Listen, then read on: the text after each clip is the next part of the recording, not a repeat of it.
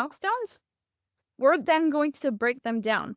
So for every single milestone that you've laid out, so in my case, I have 5. You may have more than that. You may have fewer. You typically want at least 3 milestones in your journey. Otherwise, you may be missing a few steps in there. But for each one, you're going to figure out what problems do they need to solve to reach and overcome this milestone. What mistakes are they going to be making in order to solve that problem? And anything that is mindset related. So that can be fear or beliefs or identity or any nervous system patterns. And so breaking this down in more detail, every single like bullet point that you're going to come up is going to be an idea for a piece of content. And so by doing this, you're then turning your content into a type of diagnosis. So you're helping them figure out what problems they need to solve, what mistakes they're making, what mindset obstacles they need to overcome. And so for my first milestone, milestone 1, I broke it down here. So some examples of problems. They don't know what to do when someone joins their list. They don't know what to send. They're overwhelmed by email platforms. They don't know what makes their books different. They don't have a clear like start here for readers. And when they have a lot of books in their blacklist, readers get confused. They could be making mistakes like obsessing over email design when that is really not something important for a fiction author.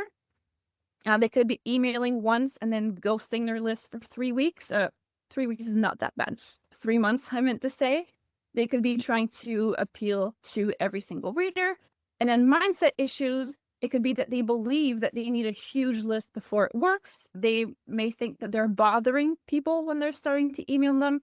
They may believe that email marketing is all about being a marketer, when in actuality, you're just being a writer. You're just continuing to be a writer.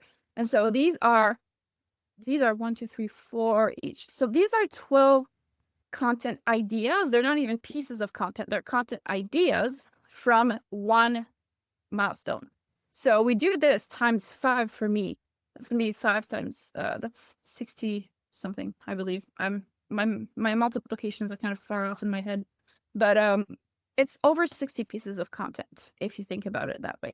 And so it really is worthwhile to take your time to break down these milestones, because you're going to end up with pieces of content that you can reuse over and over again.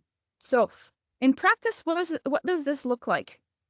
So for each of these pieces of content, we then have 6 different ways that we can approach it. 6 different angles. So multiply 60 by 6, and it's it kind of becomes a kind of a crazy how many types of pieces of content you can have.